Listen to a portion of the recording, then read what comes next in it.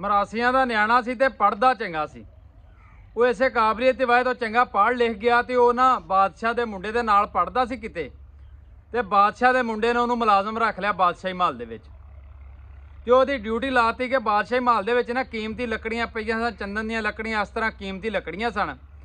ਉਹਦਾ ਮਰਾਸੀਆਂ ਦਾ ਨਿਆਣਾ ਸੀ ਨਾ, ਉਹਨੇ ਇਸ ਤਰ੍ਹਾਂ ਕੀਤਾ ਵੀ ਜਦੋਂ ਉਹਦੀ ਡਿਊਟੀ ਲੱਗ ਗਈ ਨਾ, ਉਹਨਾਂ ਦੇ ਉਹਦੇ ਇੰਟਰ ਆ ਗਈਆਂ ਲੱਕੜੀਆਂ ਸਾਰੀਆਂ।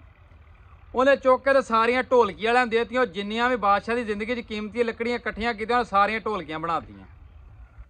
ਉਹ ਕਾਫੀ ਸਾਲਾਂ ਤੋਂ ਬਾਅਦ ਜਦੋਂ ਬਾਦਸ਼ਾਹ ਉਧਰ ਨੂੰ ਗਿਆ ਤੇ ਉਹਨੇ ਵੇਖਿਆ ਵੀ ਉਹ ਸਾਰੀਆਂ ਲੱਕੜਾਂ ਜਿਹੜੀਆਂ ਉਹ ਢੋਲਕੀਆਂ ਬਣੀਆਂ ਪਈਆਂ। ਉਹਨਾਂ ਨੇ ਮੁੰਡਾ ਸੱਦ ਲਿਆ। ਉਹਨੇ ਆਖਿਆ ਵੀ ਆਹ ਮੁਲਾਜ਼ਮ ਤੂੰ ਸਿਫਾਰਿਸ਼ ਤੇ ਭਰਤੀ ਕੀਤਾ ਸੀ ਵੀ ਪੜ੍ਹਿਆ ਲਿਖਿਆ ਹੋਵੇ। ਉਹਨੇ ਵੇਖਿਆ ਢੋਲਕੀਆਂ ਬਣਾ ਦਿੱਤੀਆਂ। ਉਹ ਪਤਾ ਕੀਤਾ ਪਿੱਛੋਂ ਵੀ ਇਹ ਮਰਾਸੀ ਨਿਕਲਿਆ। ਉਹ ਗੱਲ ਇਹ ਵੇ ਵੀ ਜਦੋਂ ਜਿਸ ਟਾਈਪ ਦਾ ਬੰਦਾ ਕਿਸੇ ਵੀ ਮਨਸਬ ਤੇ ਹੋਵੇ ਤਾਂ ਨਾ, ਭਾਵੇਂ ਕਿਸੇ ਤਰ੍ਹਾਂ ਦਾ ਮਨਸਬ ਹੋਵੇ, ਉਹੀ ਕੰਮ ਕਰੇਦਾ। ਜਦੋਂ ਚੋਰਾਂ ਦੇ ਪੁੱਤਰ ਜਿਹੜੇ ਨੇ ਇਸ ਮੁਲਕ ਦੇ ਹੁਕਮਰਾਨੀ ਕਰਨ ਦੇ, ਇਸ ਮੁਲਕ ਦੇ ਦਲਾਲ ਜਿਹੜੇ ਨੇ ਉਹ ਇਸ ਮੁਲਕ ਦੇ ਹੁਕਮਰਾਨੀ ਕਰਨ ਦੇ, ਤੇ ਬਾਅਦ 'ਚ ਨਤੀਜਾ ਇਹ ਨਿਕਲੇਦਾ ਕਿ ਮੁਲਕ ਰੁਲੇ ਦਾ। ਹੁਣ ਆਂਦੇ ਨੇ ਅਸੀਂ ਮੁਲਕ ਨੂੰ ਉਠਾਉਣਾ। ਮੈਂ ਇਹਨਾਂ ਨੂੰ ਪੁੱਛਣਾ ਚਾਹਨਾ ਕਿ ਸਾਡਾ ਮੁਲਕ ਲਟਾਇਆ ਕਿੰਨੇ ਵੇ? ਇਹਨੂੰ ਲੁਟਾਉਣ ਵਾਲਾ ਕੌਣ ਹੈ? 75 ਸਾਲਾਂ ਦੇ ਵਿੱਚ 40 ਸਾਲ ਤੇ ਤੁਸੀਂ ਕੱਢ ਲਏ ਨੇ। ਸਾਡੇ ਮੁਲਕ ਦਾ ਇੰਨਾ ਨੁਕਸਾਨ ਤੁਸੀਂ ਕੀਤਾ, ਸਭ ਤੋਂ ਵੱਡੇ ਤੁਸੀਂ ਚੋਰ ਜੇ। ਹੁਣ ਤੁਸੀਂ ਨਹੀਂ ਸਾਨੂੰ ਕਹਿਣਾ ਵੀ ਅਸੀਂ ਇਹਨੂੰ ਉਠਾਵਾਂਗੇ।